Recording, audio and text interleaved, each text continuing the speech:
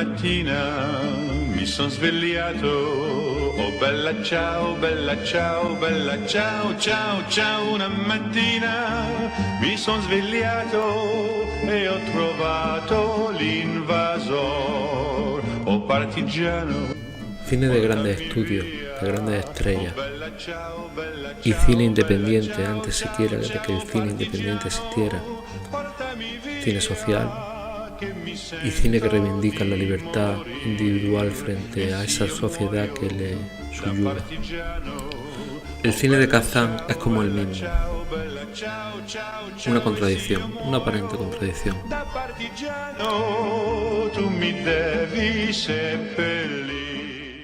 E seppellire lassù in montagna, oh bella ciao, bella ciao, bella ciao, ciao, ciao. E seppellire lassù in montagna, sotto l'ombra di un bel fior, e le genti che passeranno, oh bella ciao, bella ciao, bella ciao, ciao, ciao. E le genti che passeranno mi diranno che bel fior, e questo è il fiore del partigiano, oh bella ciao, bella ciao, bella ciao, ciao, ciao. E questo è il fiore del partigiano, morto per la libertà.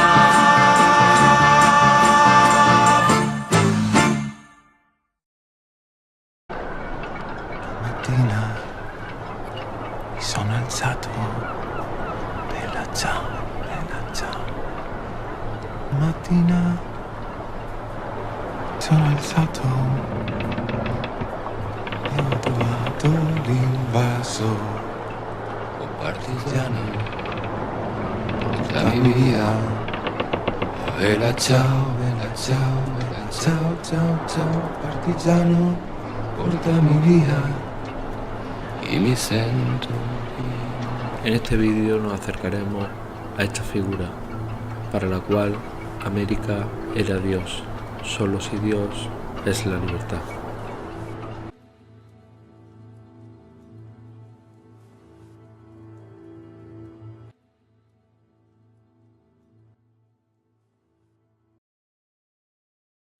Normalmente cuando hablamos de dirección en el cine, tendemos siempre a pensar, sobre todo en esta época, a pensar que la elaboración del lenguaje cinematográfico de la película ha sido elaborada por el director.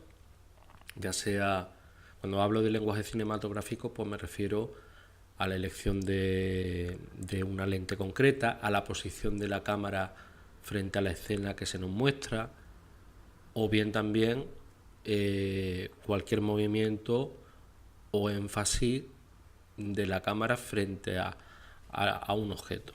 Ahora bien, ¿es esto así? ¿Realmente los directores se encargan de elaborar, digamos, a modo de storyboard una película?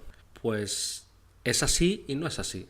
Quiero decir, hay directores que sí que se implican de una manera muy activa en cada una de las tomas que se va a tomar para, digamos, que favorezca la narrativa de lo que está contando, y hay directores que delegan ese trabajo a su director de fotografía.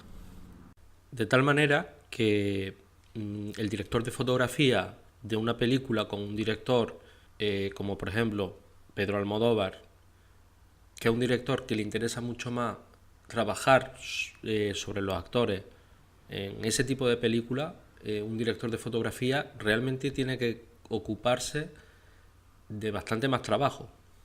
No solamente la elaboración de la iluminación, del uso de cámara, de la electricidad, de las fuentes de luz, sino también de la cinematografía.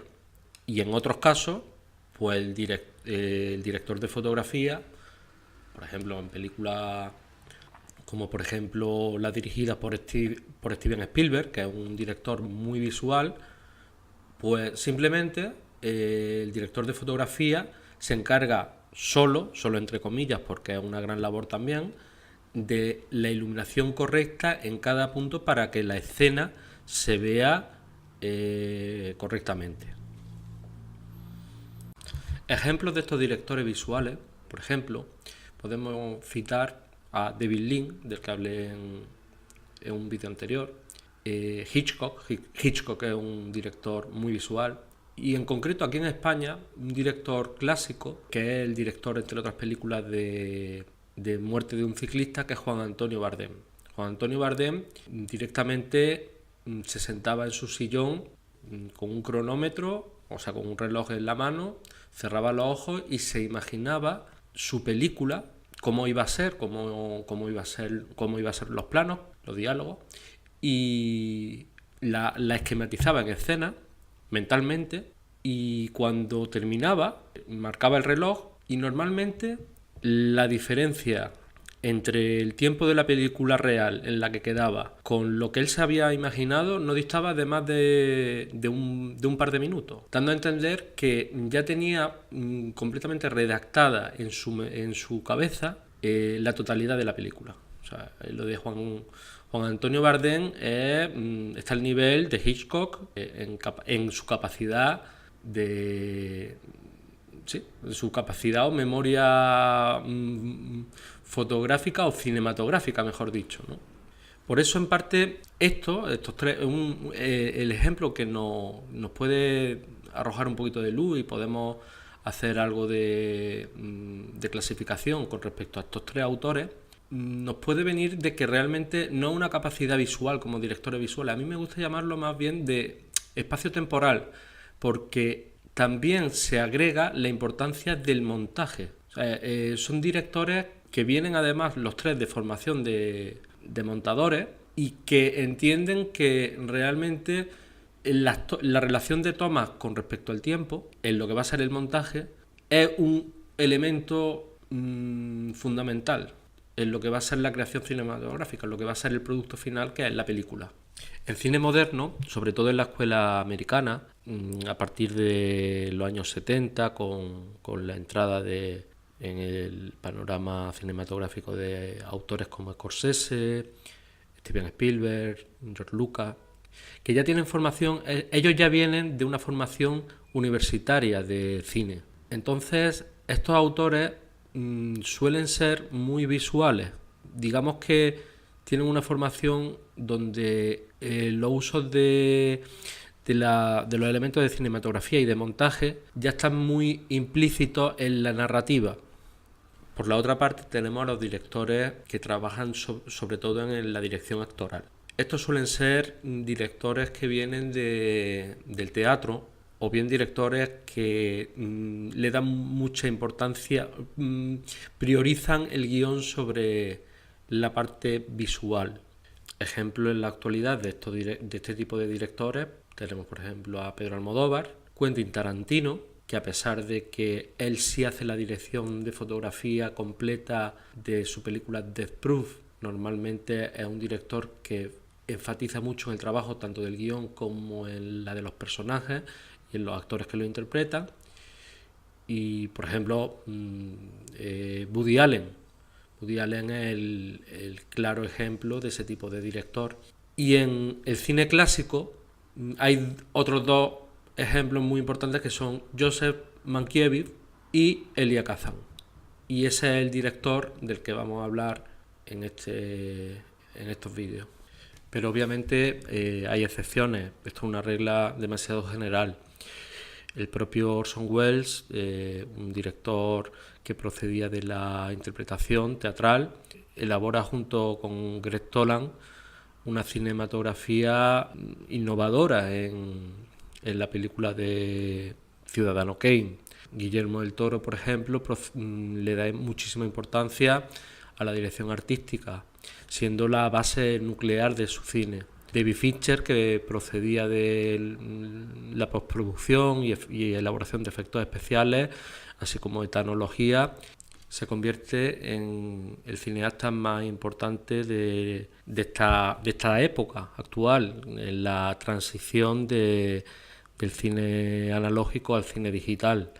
Así que, dicho esto, vamos a hablar de Elia Kazan, un director clásico, un director de actores, pero un director en el que sus películas van a tener también un apartado visual muy meritorio, de mucha calidad, en la cual sus directores de fotografía y él mismo van a proponer una estética muy marcada que también vamos a ver y a examinar. Y aquí empieza el documental. Siempre me he preguntado por qué Nueva York, que en la breve historia de Estados Unidos no era un estado o una ciudad muy importante en comparación con otras como Filadelfia, Boston, cómo de repente la población empieza a aumentar de manera drástica. De tal manera que al principio del siglo XIX su población era apenas un poquito menos de 100.000 habitantes, y cómo durante un siglo, durante todo el siglo XIX, la población se dispara hasta más de 1 millón de habitantes. Es obvio que el factor fundamental aquí fue la enorme inmigración que se produjo sobre todo entre 1840 y 1860, debido a que hubo dos hechos fundamentales en Europa. Un hecho fue la gran hambruna de Irlanda, el cual casi murieron debido a el problema de la patata. Murieron por desnutrición más de una octava parte de la población.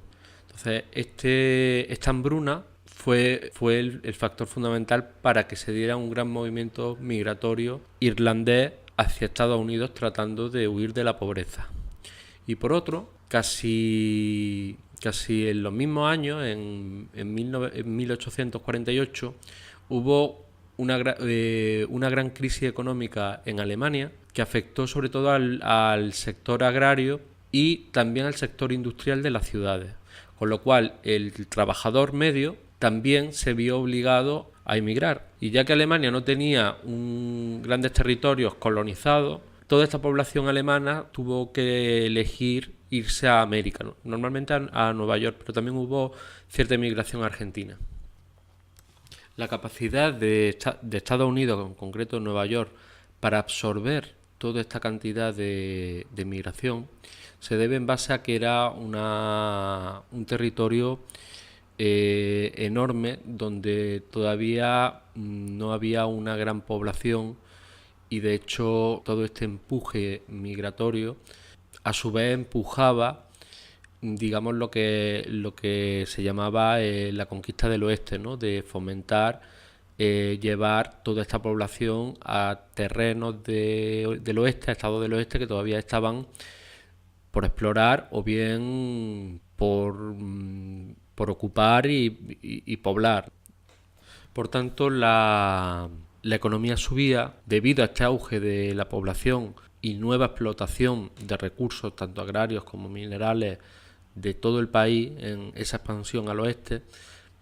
También por el consumo interno de la misma población que crecía y crecía, la economía estadounidense empezó a crecer de manera vertiginosa.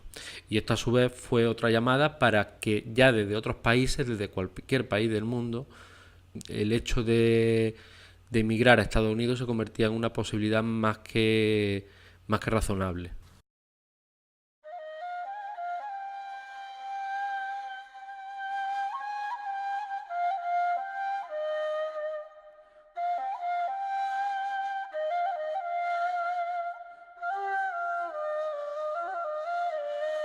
Entonces, bajo ese contexto, nace Elia Kazan a principios de siglo en Turquía, siendo su familia una familia griega cristiana en un ámbito como el turco.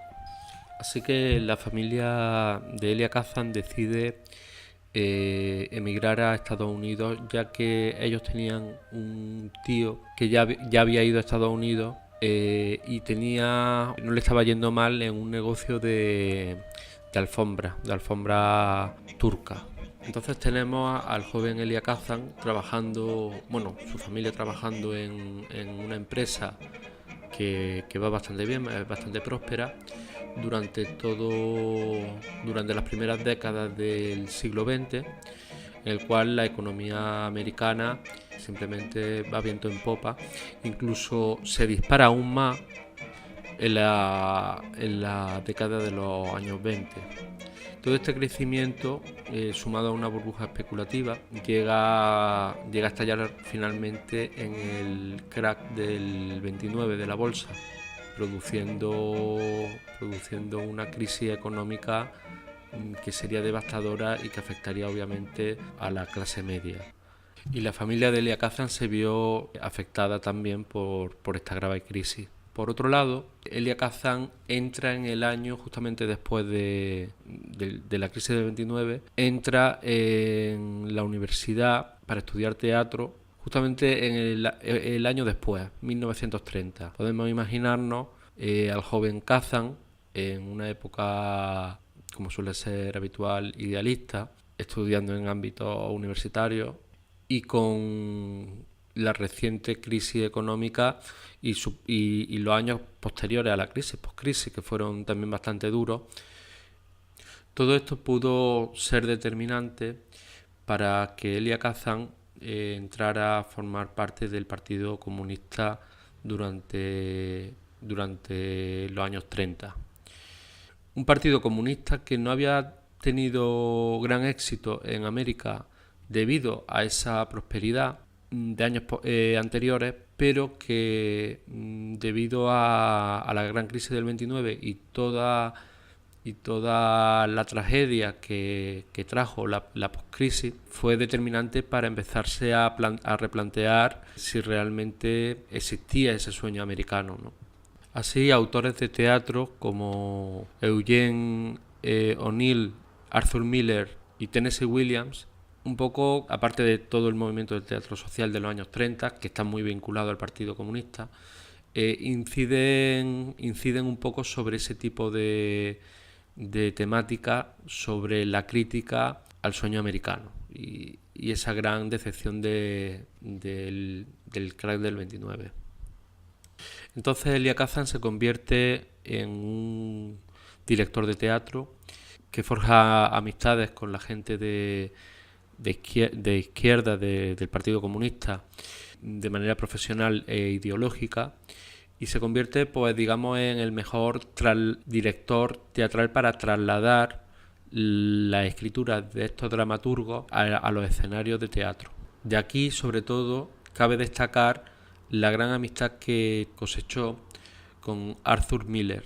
Para ahondar y completar más esta información sobre esta relación de uno de los mejores dramaturgos del siglo XX y uno de los mejores directores de teatro del siglo XX, que es Elia Kazan, aconsejo un documental que creo que está por la red, que se llama No sin pecado, que ahonda un poco en esta relación de amistad que tendrá sus altibajos, como vamos a comentar aquí de puntilla. Así que ya tenemos a un Elia Kazan que tiene un éxito bastante considerable en los teatros de Broadway y que va a ser llamado en breve por Hollywood para trabajar allí como director de actores en una serie de películas que vamos a comentar ahora.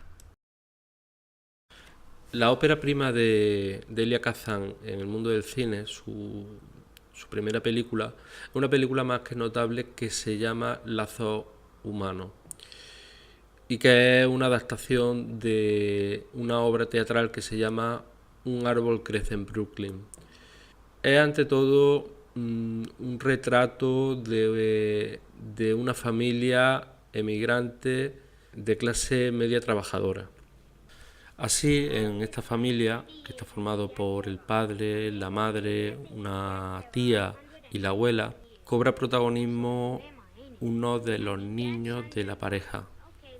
Son dos niños, un niño pequeño y una niña un poquito más mayor.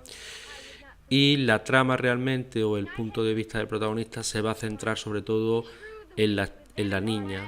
La película es ante todo un relato de cómo esa niña va obteniendo valores y enseñanzas de los adultos que la rodean, o sea, de su familia, los adultos de su familia. Así el padre es un personaje que idealista, artista, poco práctico, pero soñador, cariñoso. Y en confrontación, la madre y la abuela tienen un punto de vista pragmático, en el cual se invita a los niños a una educación rigurosa y sobre todo donde existe casi un valor moral de la obligación del emigrante de ir aprovechando las oportunidades que le ofrece esta sociedad, la americana, y tratar de prosperar. En ese aspecto es bueno recalcar en Elia Kazan cómo hablo desde el desconocimiento de la obra, pero la enorme responsabilidad que deposita en la actriz joven, ya que carga emocionalmente y dramáticamente con todo el peso de la obra. No nos extraña que la actriz, o sea, la interpretación de esta actriz, que se llama Peggy Ann Garner, esté considerada una de las actuaciones infantiles más importantes de la historia del cine. Porque no se trata tampoco de compararla con Capitanes Intrépidos, pero no son obras equiparables, no son actuaciones equiparables, porque hay una componente adulta y dramática bastante más acentuada en esta película. Por tanto, sí puede ser, para mi gusto, sí puede ser que Peggy Ann Garner sea una actuación infantil superior a la de otros actores como el niño de Capitanes Intrépidos o las películas de Mickey Rooney. En definitiva, esta Lazos Humanos me parece una película muy buena, una película que aconsejo a todo el mundo, que creo que incluso como acercamiento a la obra de Elia Kazan es muy meritoria. Y no es simplemente un título para los que tengan afán completista de ver toda la obra de Elia Kazan, sino que por sí misma es una excelente película. Y ahora me gustaría mirar una escena en concreto de esta película que la considero bastante interesante, y podemos apreciar aquí lo que hablábamos de un director de fotografía trabajando con un director de actores como Elia Kazan. Vemos en esta imagen una escena de lo que es la confrontación de ideales tanto del hombre, de la pareja, como de la mujer. Y vemos aquí esta escena tiene una imagen muy interesante, que es esta de aquí. Podemos ver aquí en la composición de la imagen ese distanciamiento entre la mujer y el hombre. Vemos como la mujer, como el escenario separa perfectamente a ambos en la fotografía. Pero a mí me gustaría, visto esto, que es una composición propia de un director de fotografía, para contar en una imagen una historia o potenciar ese conflicto, sí que me gustaría que me dijerais los cortes anteriores y posteriores, ¿cómo lo veis? Si hay realmente una buena continuidad de la imagen o no. Y en caso de que no la veáis, me digáis cómo lo hubierais filmado vosotros. Un poquito difícil, pero bueno, también es interesante hacerse preguntas, ¿no?